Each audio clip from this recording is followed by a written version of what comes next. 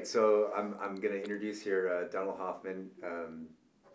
He is known as somebody who is now kind of pushing the boundaries of perception sciences. His book, A Critique of Reality, which I do recommend you read, is an excellent book for the layman to get in there and, you know, after a second reading maybe, start to understand. So yes, I wanted to introduce this interview by saying that, like, you know, we're described by Donald, I think, and you can correct me if I'm wrong, as icons for one another. Right. There's a lot of hidden information. A lot of it can be pulled in through looking each other in the eyes, right? And this is one of the ways through evolution that we've been able to even know hereditary, like whether or not someone's related to us. Right, right. But I don't know about the complex realities behind Donald Hoffman's eyes. I'm assuming he's here for this interview for the millions of viewers who will, you know, get a chance to buy his book or be able to you know, digest some of his concepts. But even the cameras, right, are an icon. Right. They can be uploaded into consciousness in a computer, and the computer or the robot will respond to its environment in much the ways that human beings do. So the first major idea that's going to be fun, it's really fun to talk about, is, and I guess we should use this cup as an example. Sure. This cup conveys to us what we intuitively believe is objective reality. Because it's just a strong compulsion we have to see that this cup has a shape, I can grab it, and bring it up to my mouth. Right. But according to Donald Hoffman, when I look away from the cup and I look back, what existed when I looked away has nothing to do with the reality, the objective reality. Behind that is another reality. Right. that cup essentially disappears into a state, Right. an unknown state. Something's there. Right. But it's not the objective reality that we would understand. That's very, you know, dense concept, but maybe you can go on to explain a little further. Sure. What I'm trying to say. Actually, for people who like to play video games in virtual reality, this is pretty straightforward for them. So suppose you're playing, imagine, say, Grand Theft Auto, but with a virtual reality add-on. And you're playing a multiplayer game with people around the world, and you see that you're chasing a red Mustang, and there's a green Corvette and so forth, and players around the world with their headsets on in their virtuality, they're all, yeah, I see the red Mustang and the green Corvette, and yeah, you're chasing it, and you can look over and you can see your steering wheel, and of course, when you turn your head in your headset and you see the steering wheel, you're creating the steering wheel that you see, right? You're getting pixels sprayed to your headset, and that's causing you to create this three-dimensional impression of the steering wheel that you're seeing. And then when you turn your headset away, you look over there, you're no longer rendering the steering wheel, you're rendering, say, the red Mustang. And so now for you, you're creating the red Mustang because, of course, in reality, in this example of virtual reality, the thing that you're interacting with is not a real green Corvette and a red Mustang. You're interacting with software, circuits and software and bits and voltages in some supercomputer that's going over the internet and you know, keeping all of the players in sync. So you all agree, not because there really is a green Corvette and a red Mustang that you're all interacting with, you all agree because you're all interacting with the same circuits and software, which are utterly unlike anything that you're seeing in the game. But what you do is you have this nice interface, the virtual reality interface, that lets you control all that circuits and software. In principle, you could play the game by toggling voltages in the computer. I mean, good luck, it would be really, really hard, but in principle, you could do it. It's much, much easier to control the reality when you don't even know what the reality is, and you have this nice interface, a virtual reality interface. And so for anybody who, you know, the younger generation that's just into virtual reality and will be even more so, my idea is actually pretty straightforward. It's just like, when you take the VR headset off from when you're playing a game, you have another headset on. We've always had a headset on. Evolution gave us a headset. It hid the truth from us for the very same reason you don't want to toggle voltages inside the computer to play the game. That's just the wrong way to do it. It's just way too hard. Knowing all that truth, it just gets in the way. Having simple eye candy that lets you interact very, very quickly makes you able to control reality even though you're ignorant about the reality. And that's what you can prove from the theory of evolution by natural selection is what natural selection would do to any organism. The selection pressures are uniformly against seeing any aspect of reality as it is. And they're uniformly for giving you some kind of user interface, a virtual reality that lets you control those aspects of reality that you need to control to stay alive and reproduce, even though you're ignorant about what those aspects of reality are.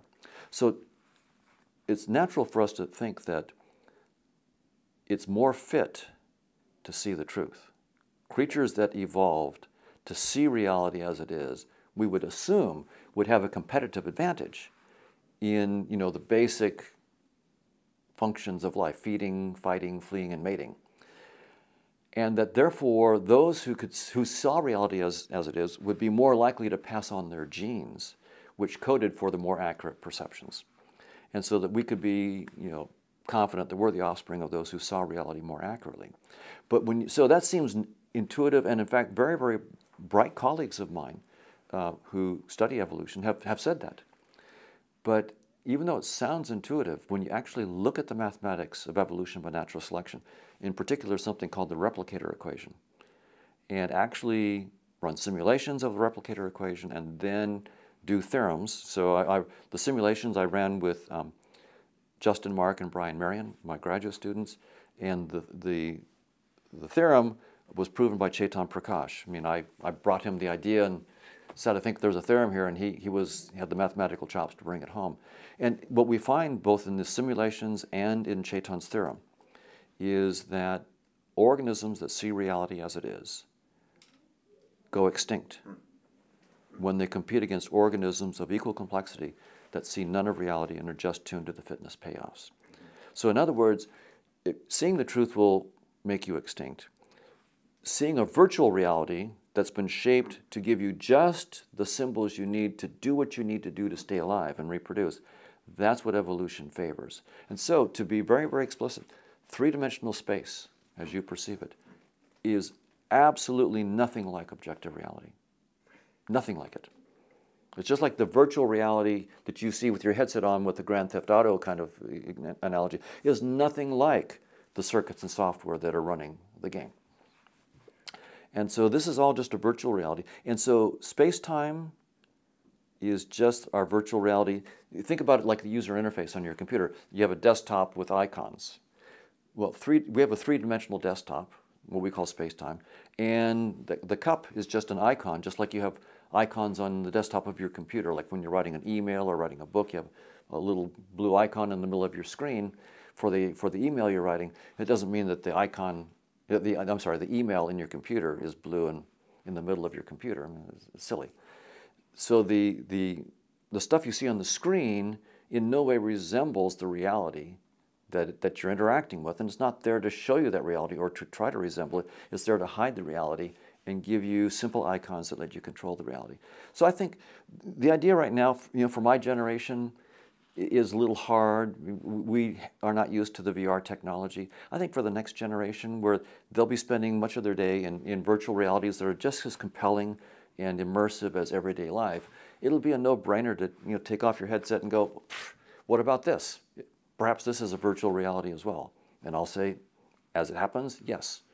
Evolution by natural selection has guaranteed that this also is just a virtual reality, and we've had a headset on from the time we were born. And in fact, there's numerous proofs for this. In your book, you refer to an experiment where people are fed a drink that has one has calories, the other is devoid of calories. Right. And they interpret people who drink the drink devoid of calories interpret things further off. And this is based on a fitness payoff. If you have the calories, then you can achieve that prey, and if you don't, then you can't. But these are very these are very kind of superficial ways of seeing this bigger, more profound reality. That this entire scene is a virtual reality. That through evolution over time, has conspired for us to only take in reality as much as we can for survival and procreating, right? And spreading our genes, etc. Right. Yeah. From an evolutionary point of view, the amount of reality you take in is zero. Right? Because it's literally, you see none of reality. Space-time itself is not objective reality. So all of the contents of space-time, all the objects we see, are not reality either. So I'm just saying what the theory of evolution predicts. It says that all of this is just a user interface. Even my perception of you, as you were talking about earlier on, my perception of you is not the real you. I just see skin, hair, and eyes. But you know, if you look at your own face in the mirror, you know that what you don't see, your hopes, your dreams, your aspirations, your love of music, what you know, all the rich world of your conscious experiences, it's not visible in the mirror at all. I mean, this is a terribly simple icon compared to the really complicated reality of the conscious experiences that lies behind it. And you know, when I'm interacting with you, I mean, you have a handsome face, but that's not what I'm interacting with, right? It's the all rich world of your conscious experiences that's the real reality. What I see is relatively trivial compared to the real you. And that's the way it is with all of what we're seeing. What we're seeing is trivial compared to the reality that we're actually interacting with, and in no way resembles that reality. Right. Right. I'm lucky enough to have a handsome icon, I suppose. Like, exactly. It's good for my fitness. But I want to talk a little bit about vertical perceptions. Vertical, so yeah. For a long, long time within your realm of and your discipline and all of your peers, they have this concept that, like, for instance, a fly sees less of reality than a human on the basis of the complexities, the way we think and the complexities of our mind. You know, because of that, because evolution, according to, you know, what the prevailing idea is that it brings us to more truth. Right. So, but you're claiming that just in the same way that a fly might enjoy the taste of feces or a pig or a rabbit, you know, we find it disgusting. Right. And, you know, they're entirely different perceptions, but if I understand correctly, there's no real hierarchy of perception. And in fact, you're saying, and this is kind of interesting, I did want to ask you about this, that a fly has a less complex way of seeing reality. And as you add complexity, you get further from truth, according to Terence. Like, for instance, if you have 10 photoreceptors and, you know, you have 2 states, then you have, what, was it 2 in 2,000 of those would be actual, you know, if there is an objective reality. Would that then entail that a fly sees more of reality than a human being? The exact opposite of what we assume. Right, so most people assume that perhaps as creatures get more and more complicated and their sensory systems get more and more complicated, there'd be selection pressures to see more and more accurately, and you'd need to. And it turns out the mathematics goes just the opposite. Yeah. So the more complicated, the more perceptual states you have, the probability that you might accidentally see the truth goes to zero. And so there are no selection pressures even for simple organisms to see the truth. So no matter how simple you are, natural selection will not push you or shape you to see the truth. So it's only because they're simple that they might accidentally, you know, the fitness payoffs that you're being selected for might accidentally line up with the truth. But that's just an accident. And so there are no selection pressures even for simple organisms, what look to us to be simple organisms, to see the truth. But this also leads to another counterintuitive conclusion, this whole idea that we've been shaped not to see the truth, but to have like a user interface to a deeper reality. When you have a user interface, you are necessarily only getting insights to certain aspects of the reality. And most of that reality, your interface is just hiding. And so we tend to think that what looks simple to us entails that what we're interacting with is simple. And that's false. Things that look simple to us, we could be interacting with very, very complicated aspects of reality, but it's because our user interface has to give up, right? The reality is infinitely complicated, whatever it might be. I've got this finite interface. So of course my interface is dumbing things down, and finally not saying anything. Most of objective reality, it doesn't say anything about it at all. Yeah. That doesn't mean that objective reality is simple. By no means. It could be far more complicated than I am. So it's a rookie mistake that we make to assume that what looks simple to us allows us to infer that that's simple in objective reality, whatever it's referring to. That inference goes completely by the wayside. And therefore, most of our inferences about what looks simple to us must be more fundamental to the objective reality. Right. No, it's like looking at your desktop and saying, well, those pixels on my desktop, I mean, the icons aren't the truth, but the little pixels, that's the objective reality. No. That's where the interface on my desktop sort of gives up. You get down to pixels and then there's nothing more it can do. Right. So the pixels aren't the foundation of reality, they're just the foundation of your interface. And it's just because your interface has to give up that you end up seeing pixels and you stop. But whatever, what is it that's behind the pixels in the computer? Well, there's still all the circuits and software. It's really, really complicated stuff that's rendering those pixels. So it's just a rookie mistake to think that what looks simple to us, creatures that look simple to us, like E. coli, bacteria, viruses, who knows?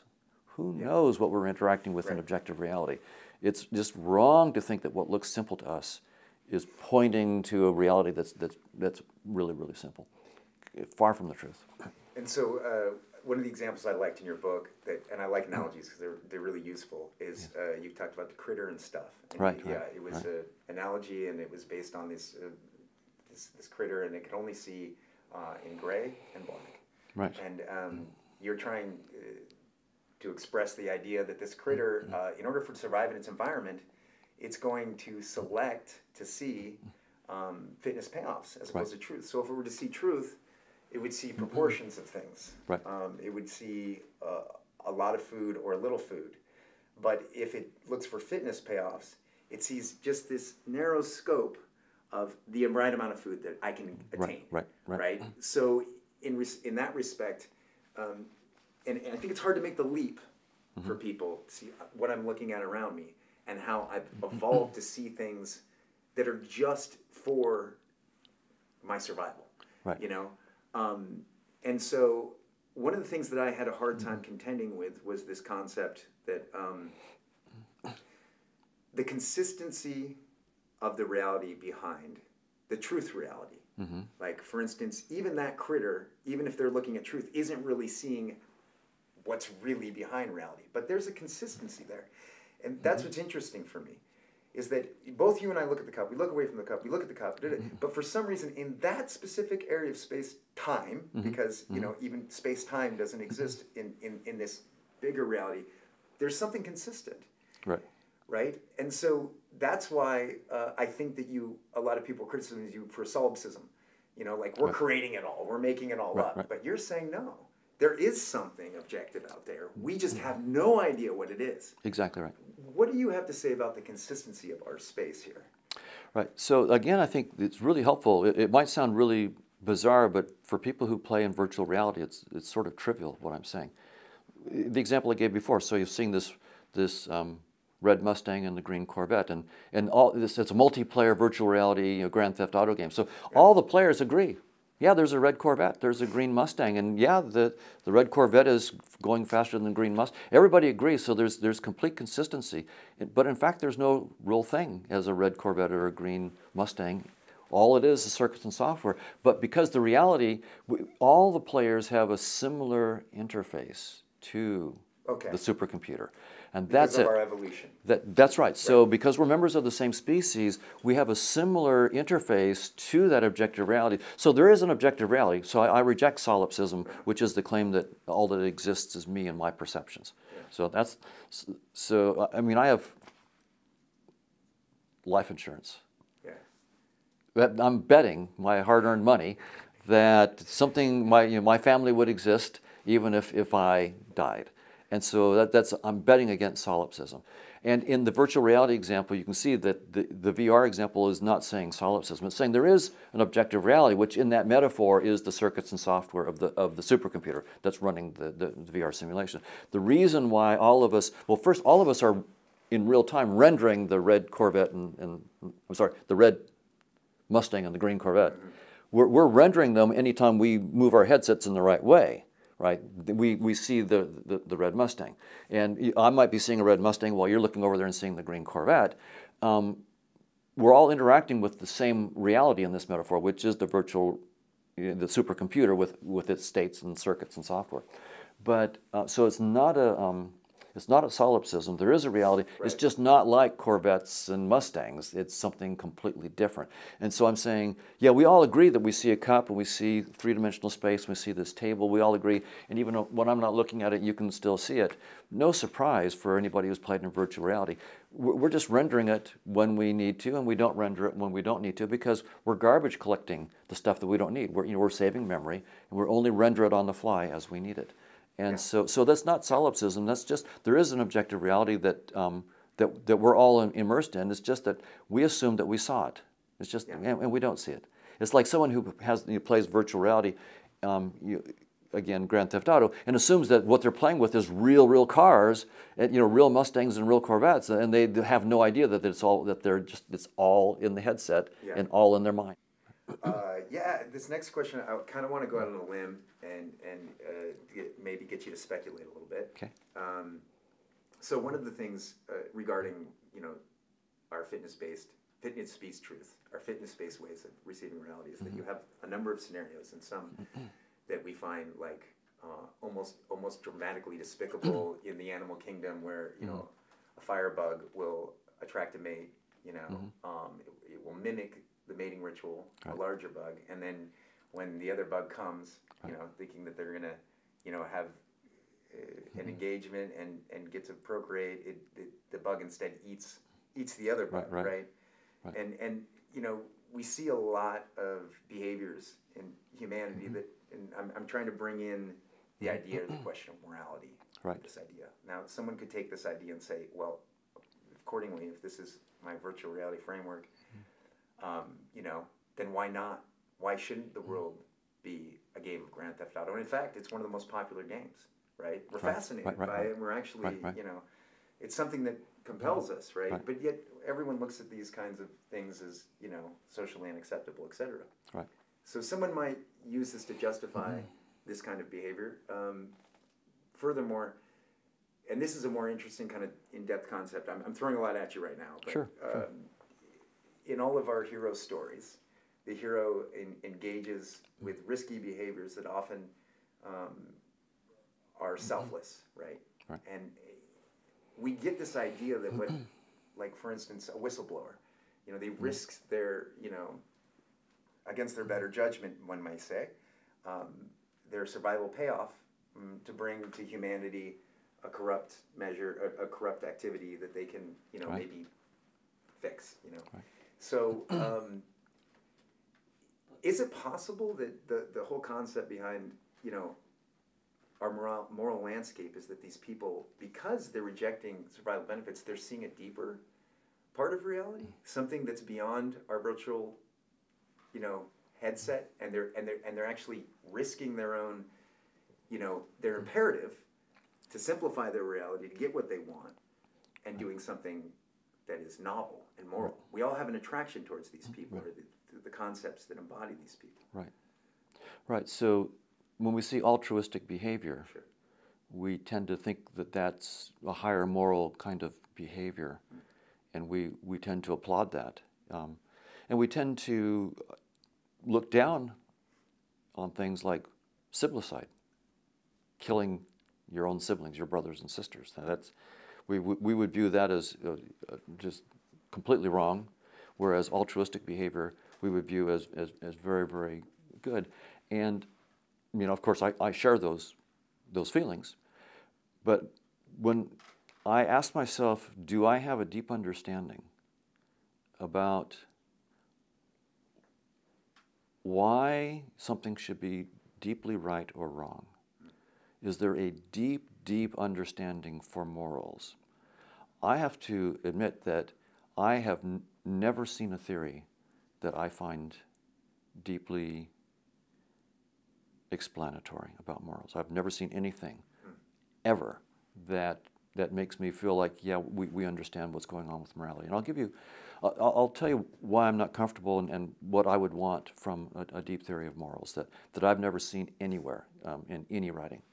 So there's a bird called the blue-footed booby. And the mother always lays 2 eggs. And the 2 chicks, when they hatch, the first item on their agenda is to fight to the death. They peck each other until one dies. Or one gets pecked and then thrown out in the sun and it cooks to death.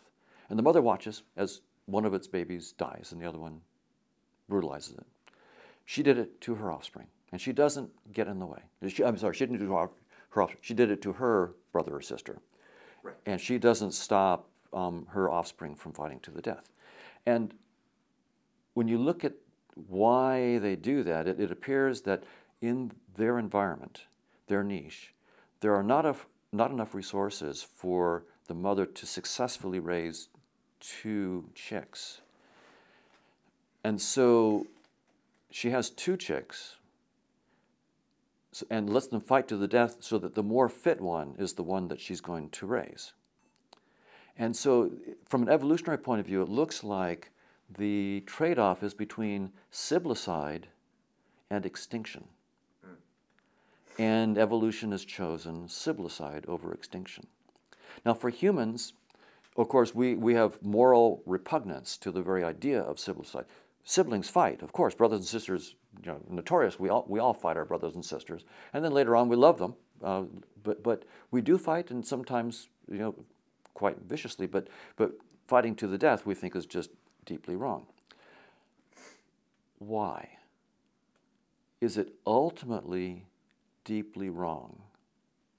If so, why is it wrong for humans and not for the blue-footed booby? Or if you say it is wrong for the blue-footed booby, are you saying that extinction is better than siblicide for the blue-footed booby? In other words, what I want in a theory of morals is a theory that extends not just to human behavior, but to all species. I want a theory of right and wrong that when you apply it to any species on the planet, you get the right answer for what's right and wrong. Until we can do that, we have a very parochial notion. It's just whatever I feel like is right and wrong. And of course, I'm going to go with the feelings. I feel siblicide is wrong, murder is wrong. I'm going to go up. So I'm not saying to behave badly. I'm saying if we try to understand deeply what we mean by right and wrong, I don't think anybody on the planet, myself included, understands deeply what we mean by right and wrong. So I'm not, of course, espousing bad behavior. I'm saying what we call good and bad behavior, let's, of course, abide by good and bad behavior. But do we really understand deeply what we mean by that? I think not. I certainly don't. And I've never heard any philosophical theory that can deal with the deep question, give me a theory of right and wrong that applies not just to humans, but gives me the right answer for all species. Yeah. And we're nowhere near that. Yeah, and I think having this perspective of the virtual reality that we're seeing, and it's based on fitness payoffs, Right. Mimicry is useful in nature, Right. there's a bird that resembles the excretion, or I'm sorry, there's a spider that resembles the excretion of birds, Right. protects them in Right. their environment from harm, and people always have the moral question of, like, if you're starving, what would you do? Is stealing okay? All of these, Right. these are real questions. They're our most poignant moral questions. Absolutely. No, I absolutely agree. And I think it's while we're, of course, behaving properly, it's very important for scientists and philosophers to be thinking deeply about what we really mean by that, and to not just accept our own emotions and intuitions at face value. I would like, as a scientist, a deeper theory, and we don't have. And you're right that we do see, by the way, deception is ubiquitous in nature, right? It's all over the place, and of course, most creatures make their living by making some other creature die. Yeah. Even if you're a vegetarian, you're making creatures die so that you can live. And it has a lot to say about also your theory. And if you think of somebody who, for some reason, they had the psychological persuasion that they weren't afraid in one iota of death. Right. That death was not, because ultimately this is guiding our morality, our survival, our fitness Right, payouts, right, all right. of it. This whole reality is based on this concept of, you Right, know. right. But if you had somebody who somehow visited an afterlife and came back, or something of that, or had a strong religious conviction, Right. would they be acting more morally? You know, because they're no longer behaving according to our model, the one Right. that we all are Right. compelled to behave by nature, by millions of years of evolution, from inorganic matter to now. Right, right. You know, it's I find that to be an interesting concept. You know, what is morality in that framework? You know, Absolutely, and even the things that we think of as the high points of morality, like again, altruistic behaviors.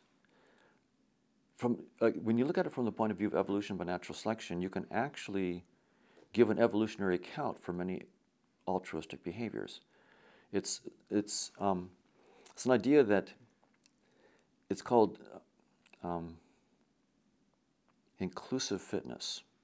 So it's an idea that apparently Darwin didn't have. He had the notion of fitness, but inclusive fitness brings in this idea that if I share genes with you and other nearby members of my species,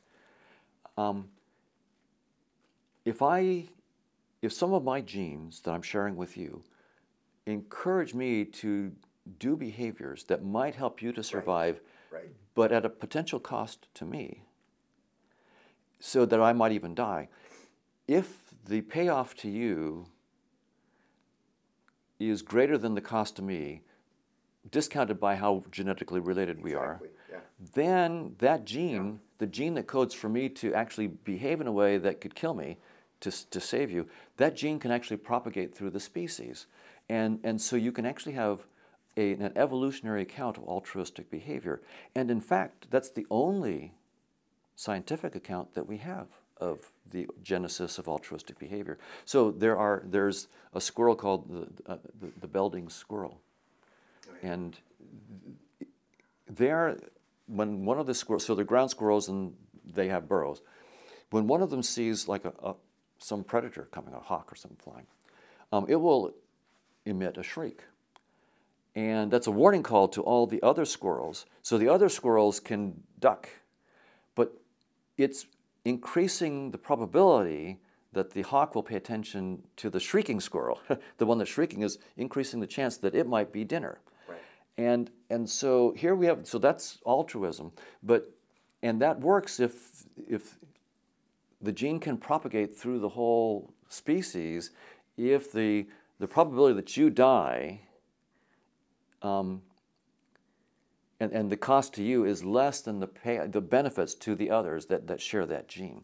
And what's interesting about it is there's another way of looking at it from the gene's point of view, from the gene's eye point of view.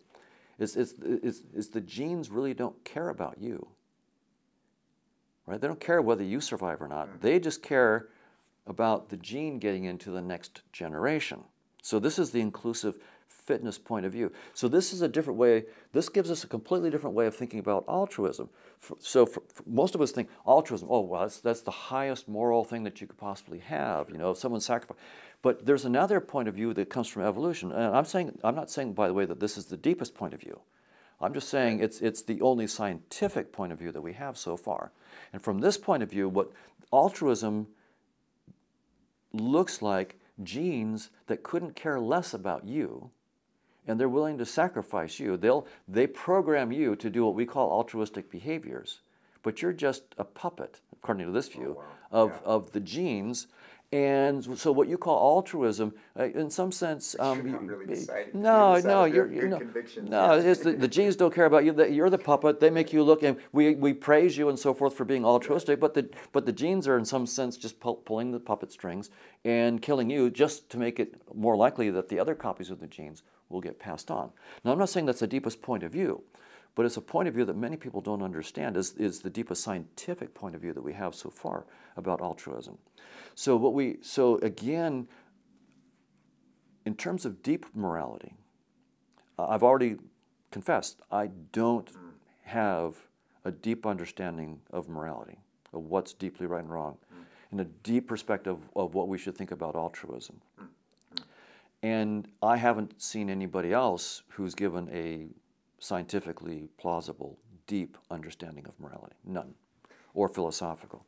And now when I talk with people, for example, who've had deep mystical experiences, right, and they say that they've seen, for example, that at the deepest level, it's love, and unity, and the divisions are just an illusion. Right. I mean, as far as I'm concerned, they may actually be seeing something very, very deep there. As a scientist, then, suppose it's true that the deep, deep reality behind space and time is love and so forth, then what I want to do as a scientist is to understand why that deep reality of love, if that's the case. I mean, and I'm not professing that I know that that's the case. I'm just saying, I'm professing that I can't dismiss friends who've said that they've seen that in their mystical experiences. So for sake of argument, assume that that's true. What I would want then is a deep understanding of why in our interface we see something very, very different. Right. We see competition to the death, we see deception, we see what looks like the only story we have from a scientific point of view of altruism is one in which we're just puppets being played by genes that couldn't care less about us, and they're sacrificing us to allow other members of our species that have copies of the gene to survive. So that's a very deflating point of view of what we thought was a very, very high moral action. But it could be, from my point of view, the evolutionary point of view may just be an artifact of our interface. So maybe there's a very, very deep point of view in which love really is the ultimate right, and so forth. Then what, as a scientist, I really want to understand why that appears within our interface in all these other nefarious guises. Sure. And again, I put that out as a challenge that I'm not yet able to meet, and that I've never seen anybody meet. And religious, philosophical, or scientific, I don't think any of us really understand deeply what's right and wrong and what morality is. And vice versa as well. Now you're seeing something within your model, your virtual model, that doesn't have any explanative reasoning in regards to a fitness payoff. You know, people have mystical experiences and/or, psychedelic experiences where they have this sense of oneness. They have this sense of unity with all things. Right. Their compassion becomes exaggerated within them, and they respond differently to their environment. You have to ask yourself as well, why is that happening? You know what? Because then that's part of our now virtual reality. And you, as you said before, the only way to push these new ideas forward is such a challenging idea that you're presenting to every area of science, social or otherwise. Because you're saying we got to take this way outside of space and time and our interfaces, then bring it back and see how it now can be reintegrated. Because we're still in an interface. Absolutely. You can't remain out there because it's not well, quote unquote, useful or working within our interface, correct? That's right. In some sense, science has been, of course, tremendously successful. And very, very, it's one of the greatest inventions we've ever had. And, it's changed our lives, given us technology. And so, I'm a scientist, I love science. But science, so far, has only studied our interface. Yeah. Science has been about what happens inside space and time. Well, that's not objective reality, that's just our interface. So we haven't even begun to explore reality with science. I think the tools of science are up to it. I think it's the right tool, it's the best tool we have.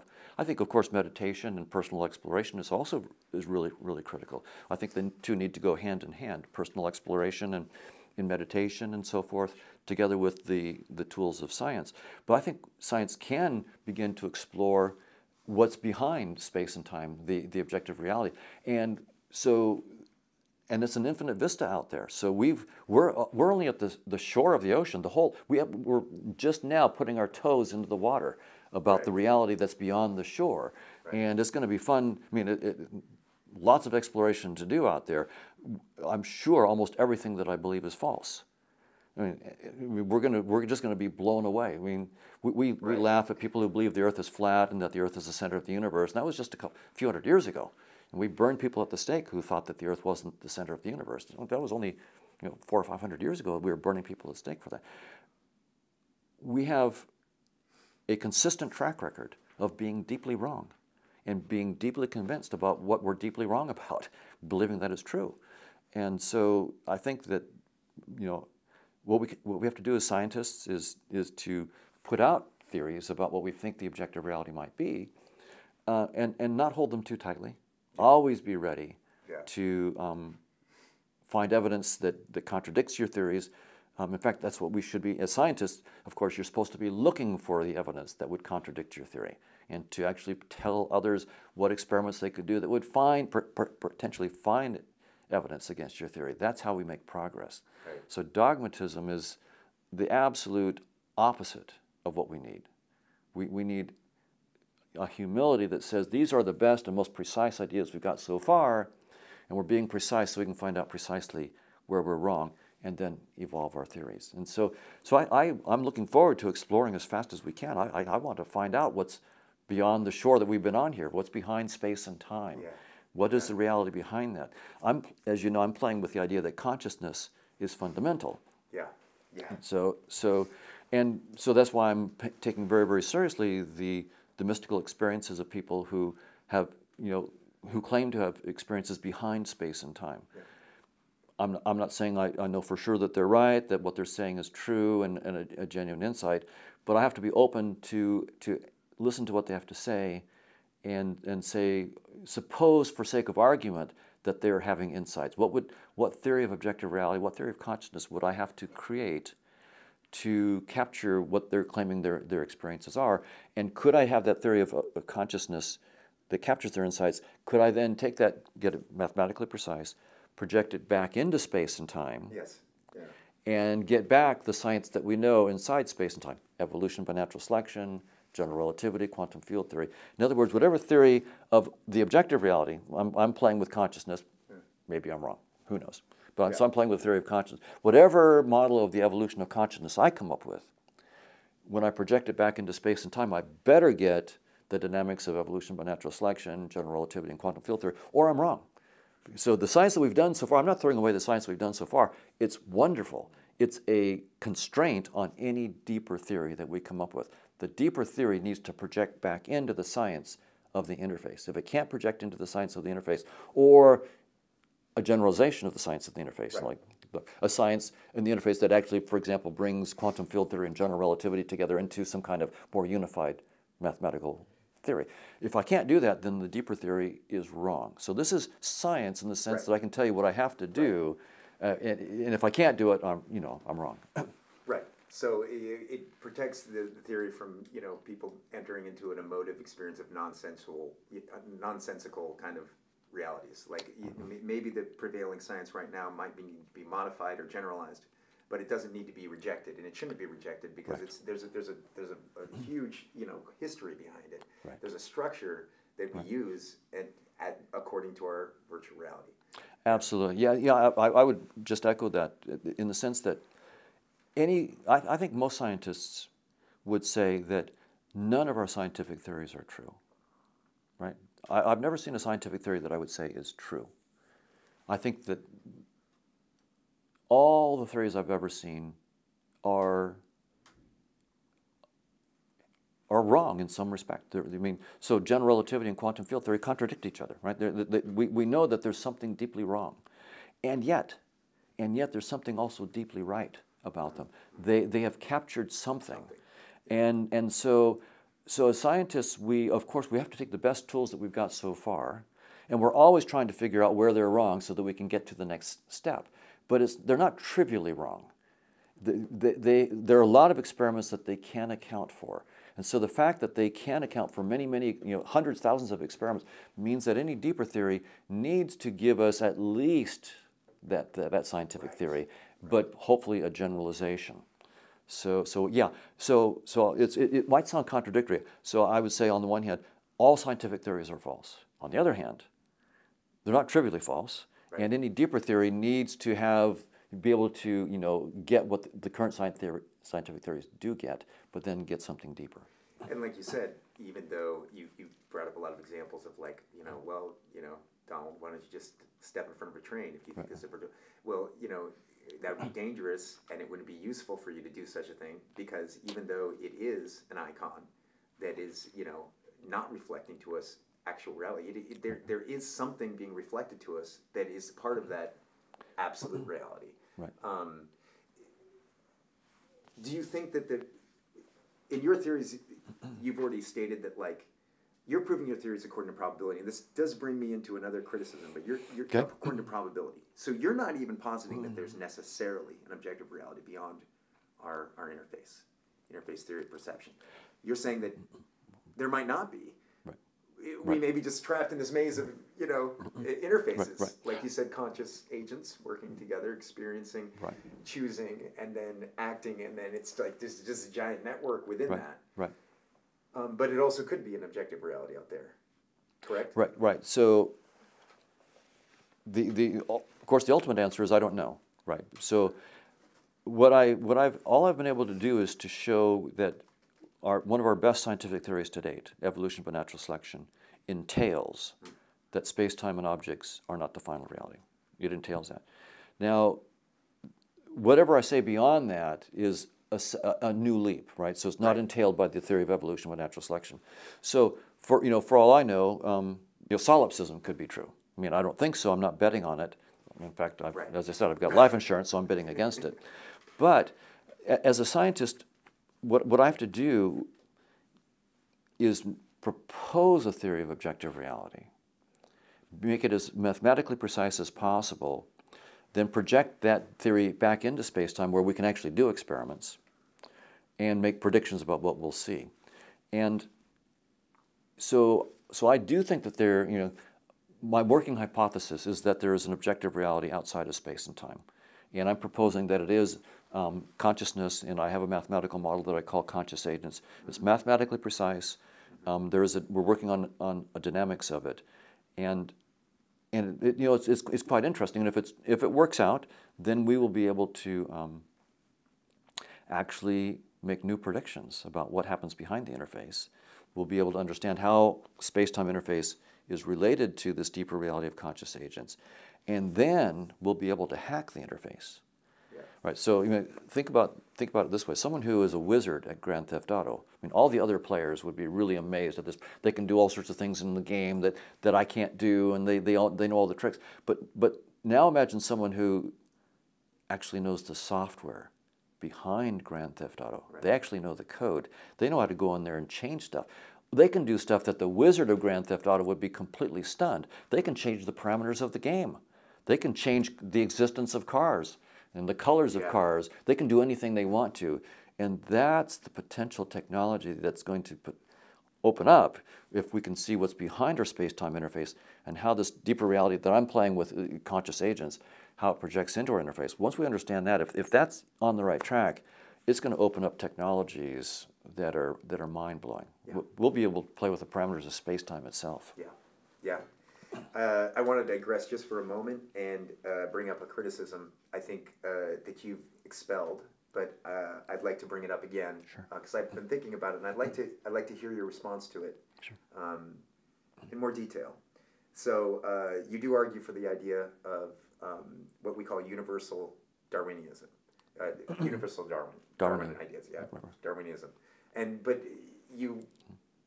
somebody brought up the idea of Darwinian theory by natural selection. You said, oh wait, that posits that it's a deceiving theory in the sense that we only have an interface of DNA and enzymes, and right. The evolutionary model is an interface, right? Exactly. But then you say, well, no, this idea still works for my theory because Darwin's idea, like you said, was the acid that dissolves all of our other theories, and we have to discard a lot of things, and we have to test it against Darwin's acid. It dissolves it down to its Occam razor, its most essential components, right? Right. That's interesting, though, because is it possible, could someone argue that that's also an icon, even though it's universal in that sense? What would you respond to that? Oh, absolutely. I would just, by the way, mention that it was Dan Dennett, I believe, who talked about it as a universal solvent, a universal Darwinism as the acid that dissolves everything. Okay. I didn't want to take credit for, I think, a term that Dan Dennett put out there. Okay. And I would agree. I think that evolution by natural selection is just a theory within the interface, so it's not deeply true. And universal Darwinism, which I've used in my theorems with Chetan Prakash, is also just a scientific theory within the user interface, and so it's not deeply true. So what am I up to here? Right. What I'm up to is I'm saying, look, we have to sort of pull ourselves up by our bootstraps. We have to take the best scientific theories we have so far, and we have to say what are our best scientific theories telling us? And evolution by natural selection is telling us there's something beyond space and time. This is not the final reality, because it's telling us that we've been shaped not to see the truth. The very language of space and time and physical objects is the wrong language to describe objective reality. So it's not that I'm getting the shape of the table a little bit wrong, or the color a little bit wrong, or the dimensions of space a little bit distorted. It's that the very language of space and time and objects and colors and motions could not possibly give a true description of objective reality. It's the wrong language. It's like asking someone in a computer science class, I want you to give me a theory about how the CPU in your computer works. You can only use the language of pixels on the desktop. Well, good luck. Right. You can't do it with the language of pixels. It's just the wrong language. And so you can't even frame the right theory of a CPU in the language of pixels. And it's the same thing about objective reality. So what evolution by natural selection is telling us, it's saying that the language of space and time and objects is the wrong language. And so it's pointing to a deeper, there's going to be a deeper theory of evolution. Something's dynamic. Yeah. And whatever that deeper thing is, when we project it into space-time, it better look like evolution by natural selection. So that's what I'm trying to take our best scientific theories, because there's no better tool that we have right now. And I use universal Darwinism because universal Darwinism extracts the algorithmic core of evolution by natural selection. It extracts it from all the peripheral assumptions. The peripheral assumptions in evolutionary biology are there are things called genes. Creatures live in space and time. Organisms are real in space and time. Those are all peripheral things. The real algorithmic core of evolution by natural selection was captured in the replicator equation. The replicator equation makes, and the notion of various abstract strategies that are competing in an abstract space according to an abstract fitness function. So it's all abstract. No assumption about a real space and time, no assumption about real organisms with real bodies, no assumption about real DNA. Right. All of that is peripheral. Right. So what John Maynard Smith accomplished was to say, here's the heart of evolution by natural selection with the replicator equation. And notice when you get to the heart of it, all these other peripheral things go away. And then the heart of it actually tells you, the replicator equation actually tells you, all the rest of it is actually really, it is peripheral. It's not essential. And it's pointing us to a deeper theory of evolution outside of space and time that we'll have to project back into space and time and get back evolution by natural selection. And it holds true even for cosmology. I mean, Right. the death and birth of universes. So it does peripherate everything, and it is Right. full potential criticism by compliment. I think you said this. I'm going to paraphrase. Said something in the form of like, I'm inviting criticism. I've created a mathematical model. Right. So I'm taking an empirical mindset for these ideas, because it'd be really easy for somebody that's attracted to these ideas on the basis of spirituality or whatever, like to soften it up to the public in a certain way. And you're taking this hard stance and saying, I'm still remaining a scientist. Right. And these ideas are sensible. So let's go. Let's spar. Let's figure this out. Absolutely. And the idea is to not identify with your theory, right? So it's just a theory, and if it's wrong, great. The quicker we find out where it's wrong, then I'll move on to the next theory. So what gets in the way is when your ego is tied up with the theories. Then you become dogmatic about it, and then the whole thing grinds to a halt, because as soon as you're dogmatic about a theory, this has to be right. Then you just look back at human history. We've been wrong every time. We've just been consistently wrong. So of course, I would bet long odds against myself right now, and that makes it more exciting. I mean, I have to take the best I've got so far. I'm always studying. I'm always learning, and I'm always trying to figure out where I'm wrong and trying to then take it to the next level. And that's when science and spirituality interact. That's what I'm hoping to have for the spiritual questions as well.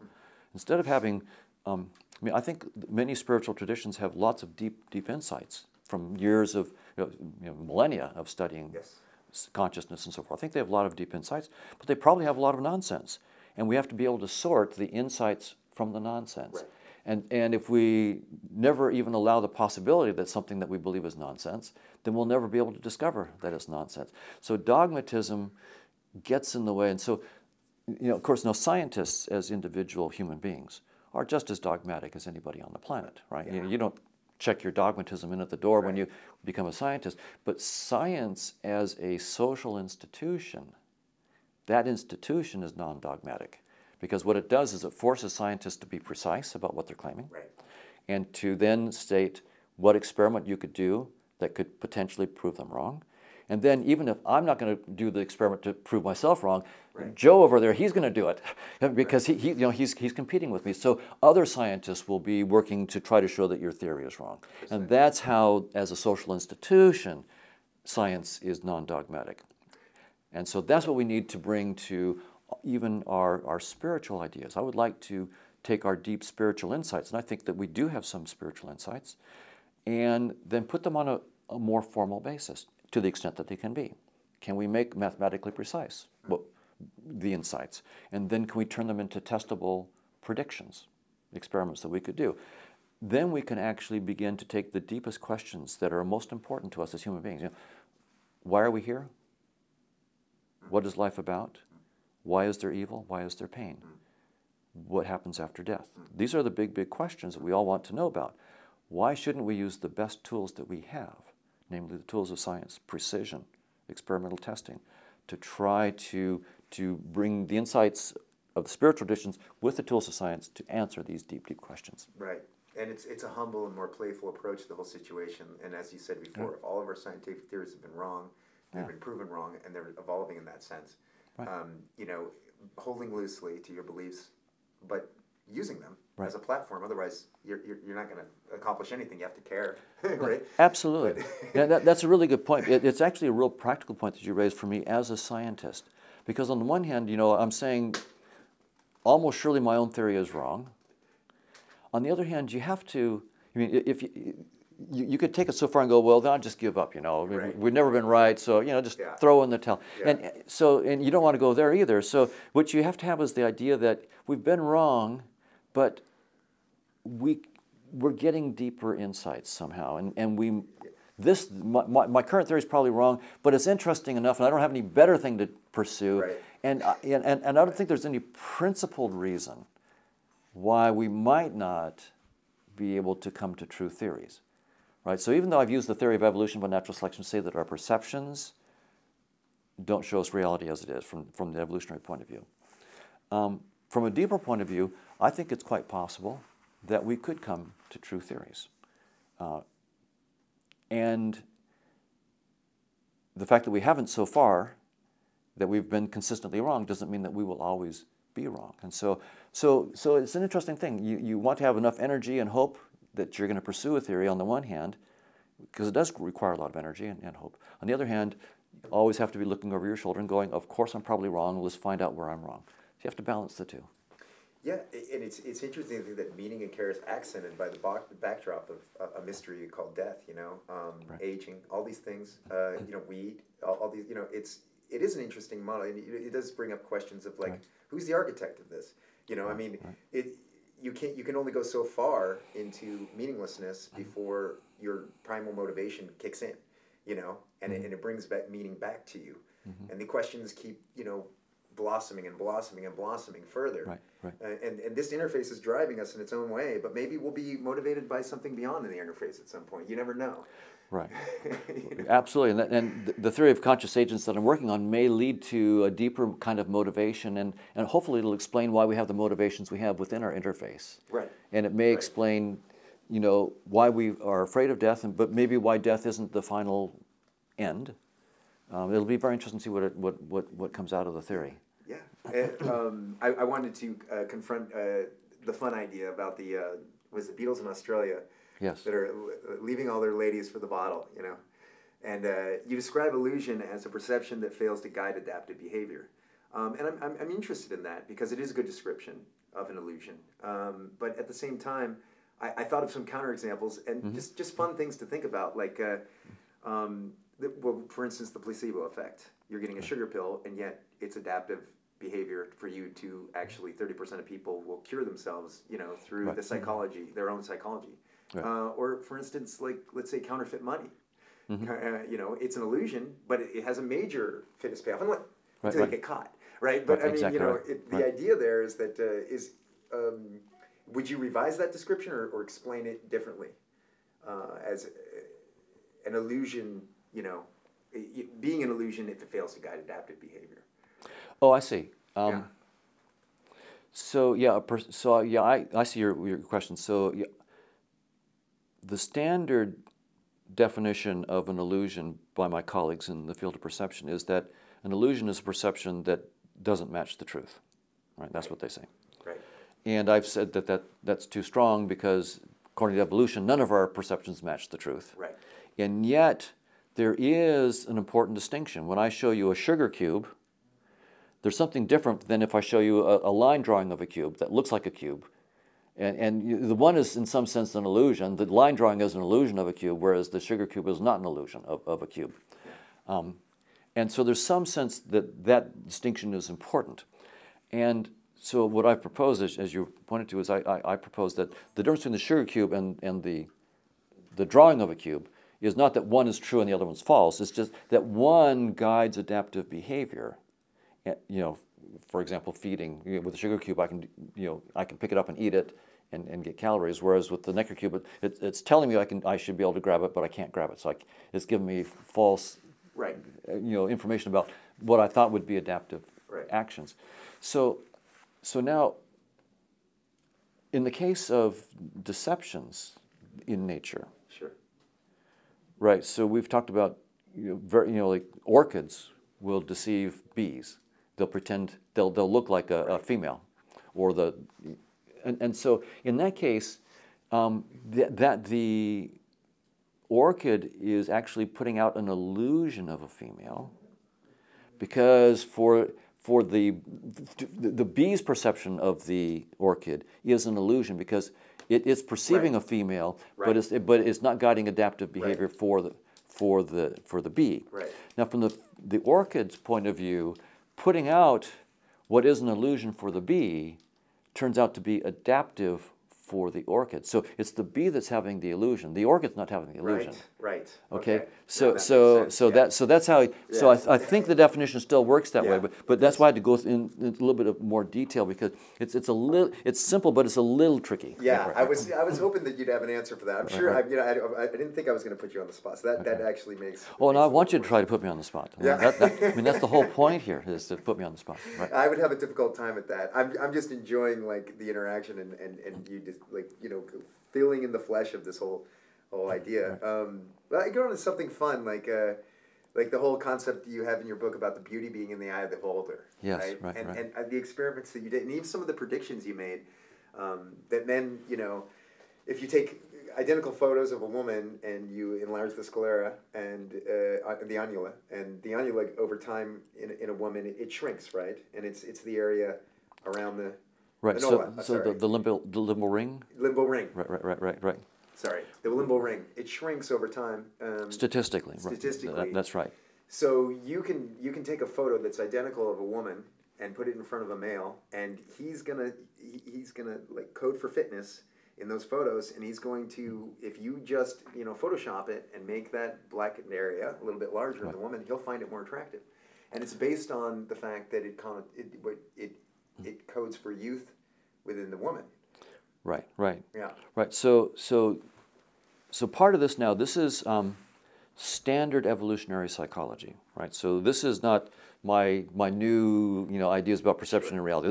This. So I don't want to take any claims for deep insights about evolutionary psychology and its notion of attractiveness. So it's standard in evolutionary psychology to say that attractiveness, when you look at a person in that initial half of a second, you get a hit about whether they're attractive or not. What from evolutionary point of view is happening is you're evaluating dozens of sensory clues, visual cues about the symmetry of the face, properties of the eyes, shininess of the hair, the quality of the voice, all sorts of cues. You're doing it unconsciously, and you're coming up with an estimate of the reproductive potential of that person. What is the probability that this person could have and successfully raise kids? Now, it's not what you're consciously thinking about, but unconsciously you have hundreds of millions of neurons that are processing all this sensory information in half a second, putting it all together, because the cues don't necessarily all agree, right? You might have a nice symmetric face, but your hair might not be very shiny. And you may have, you know, a wart right there. I mean, so it's not all telling you that you're great or not.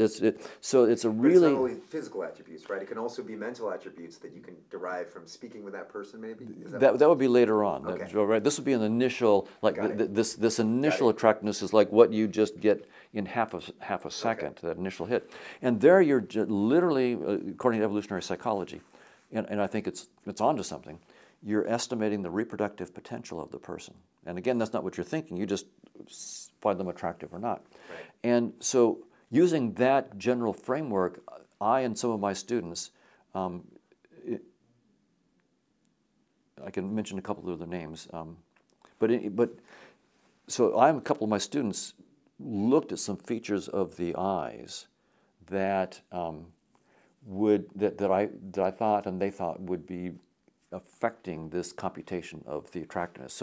So I had noticed, I was looking at a picture of the Afghan girl, which is a cover shot on National Geographic, which is their most famous cover shot.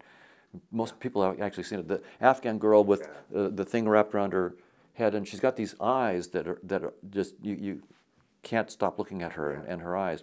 So I was trying to figure out what it was about her, and I noticed that around the iris of the eye, so the iris is the colored part of the eye, I noticed that there was a dark ring at the very edge of the iris of her eye.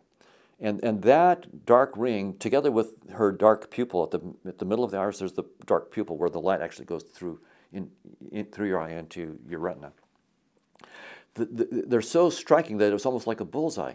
She has a limbal ring and then a bullet, you know, another dark pupil in the middle. It was like a bullseye. I was wondering, maybe that limbal ring is somehow part of what makes her so attractive and attention-grabbing.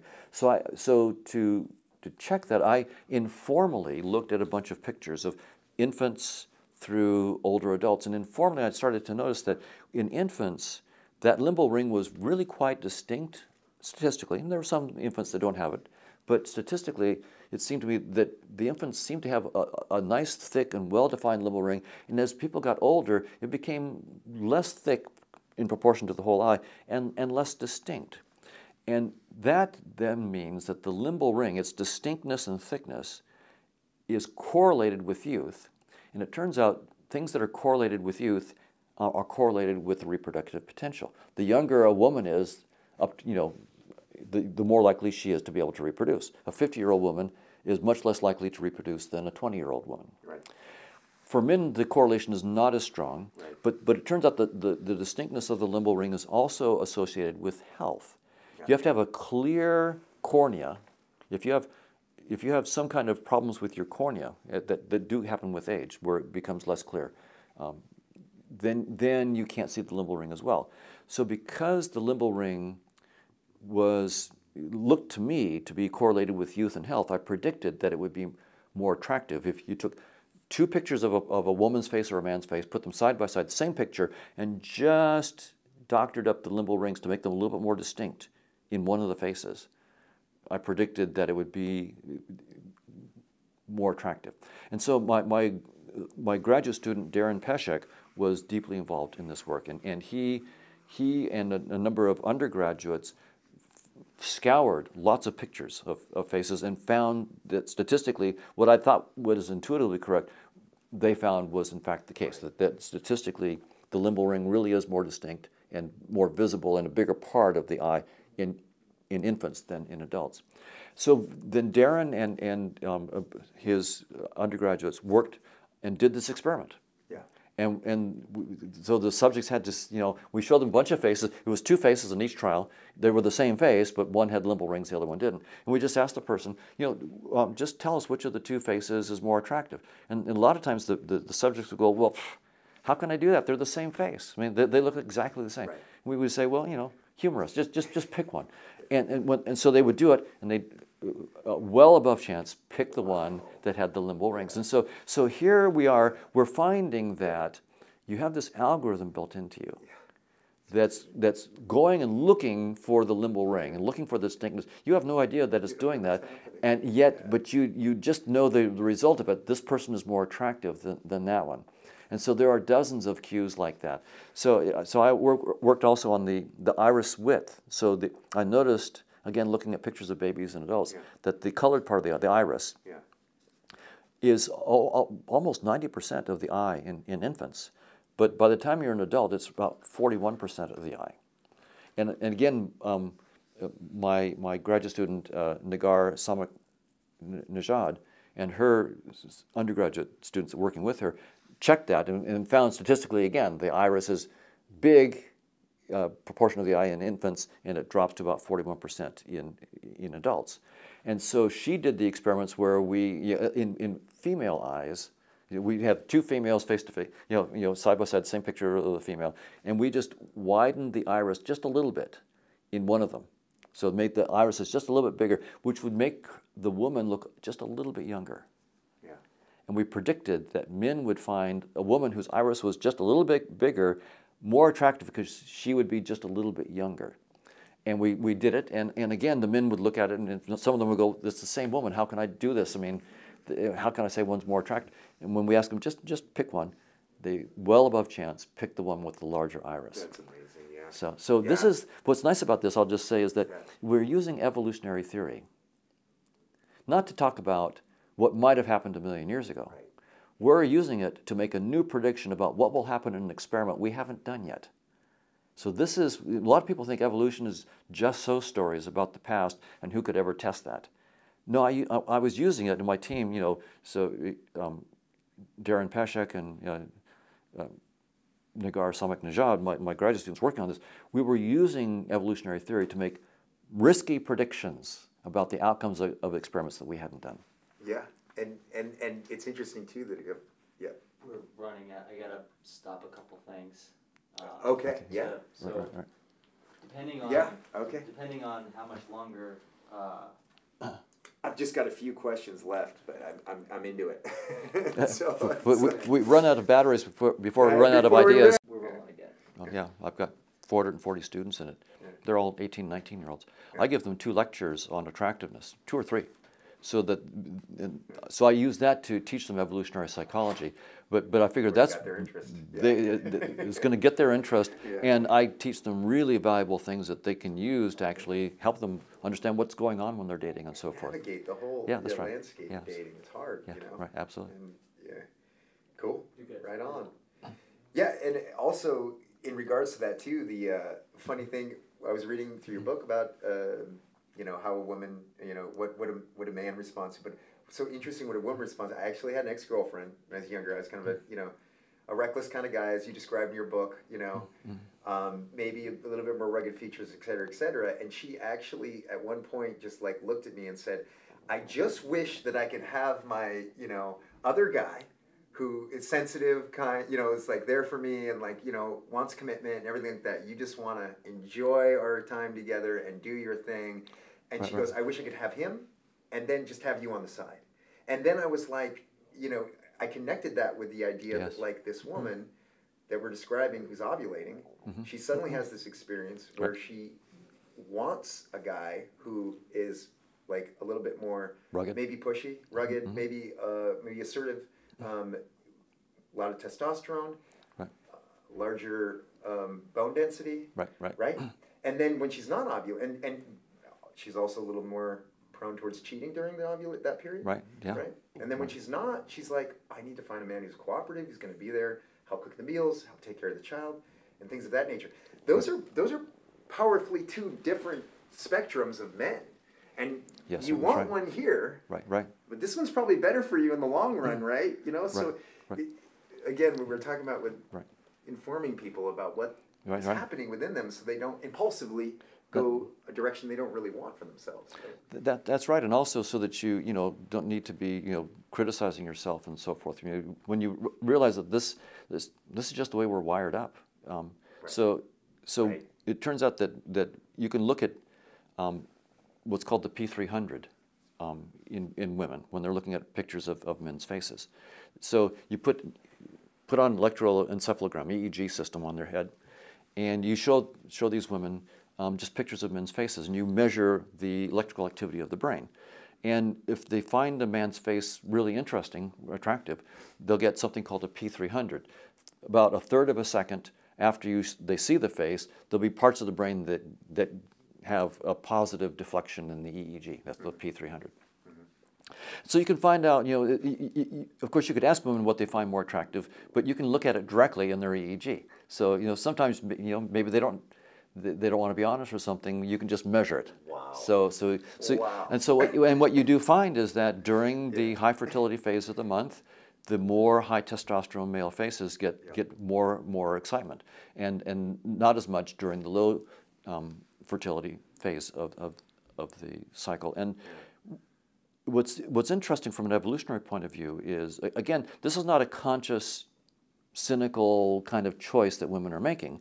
It's just it's been programmed into their genes. Right. Women who happened... Genes choosing for them. Genes choosing for them. At least this is the evolutionary story, right? So the evolutionary story within that scientific framework is that those of our female ancestors who happened to have had genetic proclivity to like the high testosterone males during the high fertility phase, and then the lower testosterone males during the non-fertile phase, were more successful in reproduction, and therefore they were more likely to have females that had that programmed into them, and so that spread through the whole. So it's not a matter of cynical, calculation. It's just what worked. Why did it work?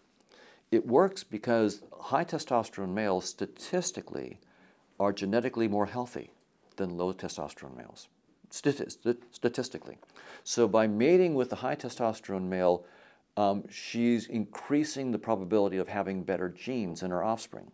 But the high testosterone males tend to be less likely to commit and to be there to actually provide. And the low testosterone males are more likely, again, all statistical. There are always exceptions.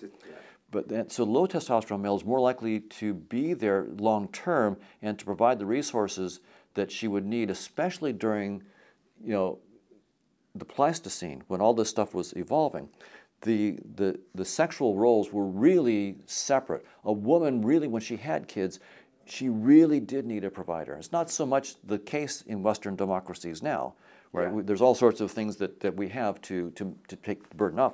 But during the Pleistocene, a woman's success at raising a kid really correlated highly with having a mate, a male, who could provide for her. And so that's programmed into women, which is very interesting. So whereas a male's success in reproduction did not depend on the resources of the female, it only depended on her youth. Right. So men are programmed for that. But for a female, her success in the Pleistocene depended on the health of the male and also his resources. Right. So women are more complicated. They had these more complex factors that shape their ratings of attractiveness of males, even to this day. And it turns out, you might say, well, what about a woman in a Western society today who's rich?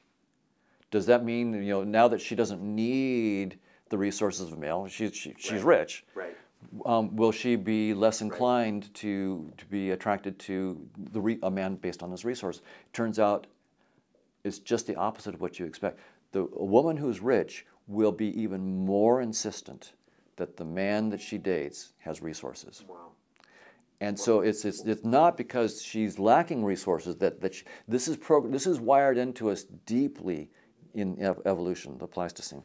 And in some sense, a woman who is young, healthy, and rich basically knows I can have it all. Right. And so I'm going to demand that I have it all. And what I want, even though I don't need it, what I want is a man with resources. Yeah. And so I will have a man with resources. Yeah. And but why, she doesn't need it. So, logically you might say, well, since I don't need it, I won't have it. But it's wired into her from the Right. Pleistocene to want that, and so that's what she So goes for. exaggerates in her as opposed to diminishes. Exactly You know, right. she wants more choice. And Exactly right. whatever's wired in, let's have more of that. That's right. Yeah. So the evolutionary stuff, again, I think it's the best theory we have right now of a lot of these things. As I said earlier, I think evolution is only true in the interface. It's not deeply true, but it's really interesting in the interface, the kinds of predictions that it makes. Right. And these are really helpful to understand. And I think it's good too, in regards to that, is to not reject facts and information and statistics, because essentially, if you want to change the paradigm, the moral landscape of, like, let's say with the emerging new gender politics, like you have to know where you're coming from, right? Even regardless of how you want to you want to frame your reality, like Right. you pay attention to where the compulsions are, and then if you feel like they should be different for you or other people, at least know where you're coming from, right? At that level. There are differences. Right. Yeah. That's right. And I think that it really does help to understand the evolution of our physical sexuality and our mental identification of our sexuality. Oh, yeah. And that apparently, my understanding right now is that they seem typically, during gestation, the physical sex develops at a different time than the brain wiring for who you're going to think of as what you're going to think of as your sex. And typically, even though they happen at different times, they're coordinated and so forth. But in a few people, they're not. And so you get someone who's born with one gender body, but their brain is wired up to be the other gender.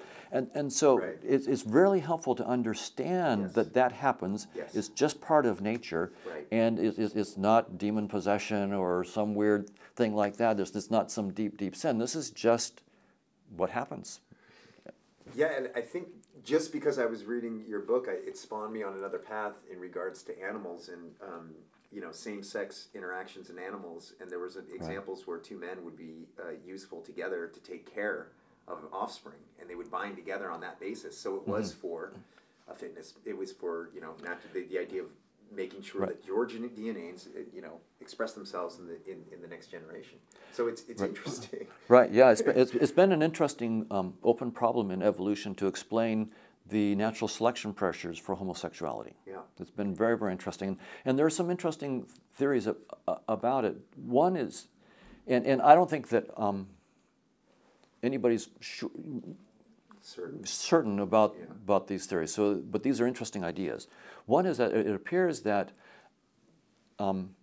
women who are more fertile, in the sense that they tend to have more and more kids, also are more likely to have homosexual sons who are homosexual. Okay. So again, it's all statistical, right? But that suggests that perhaps homosexuality and the fertility of the mother are correlated.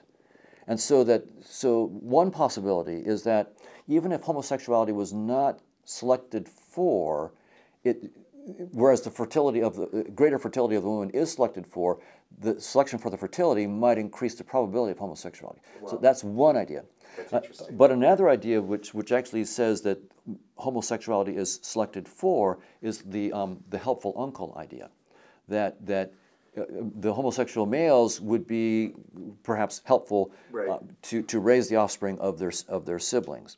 And again, I'm not saying that we have strong evidence yet for any of these ideas, but it's the kind of idea that you would play with in evolutionary theory. And like you said, universal Darwinism, it suddenly brings all of these disparate things together, like Occam's razor, and gives us oftentimes a sensible mathematics for our behavior.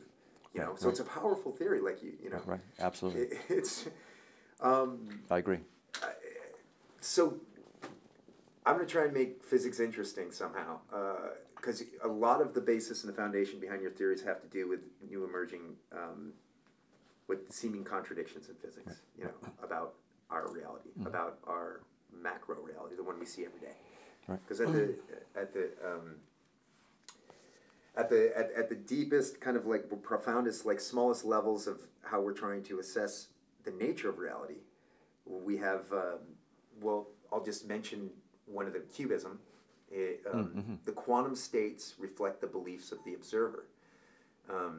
And this is kind of based, I think, on Wheeler's experiment, the delayed choice experiments, and I think the double slit experiment is super interesting, and just, I'll try and quickly frame it, but essentially there's two slits, and if you shoot photons towards those two slits and you record it at the end, you're going to get a diffraction pattern, a wave-like pattern. So the photons are going to seemingly kind of almost like replicate themselves or get into a superposition, and then they'll go through and they'll form a wave-like pattern against the the recording facade. And if you take and record one of those slits, because you want to put that, it seems to happen at the point of recording, that now you have particles that are being shot through these double slits, and wherever you put your recording device to record whichever slit, they seem to then become and behave like particles, and go through just that slit, and show diffraction and show the pattern on the facade at the end of the membrane.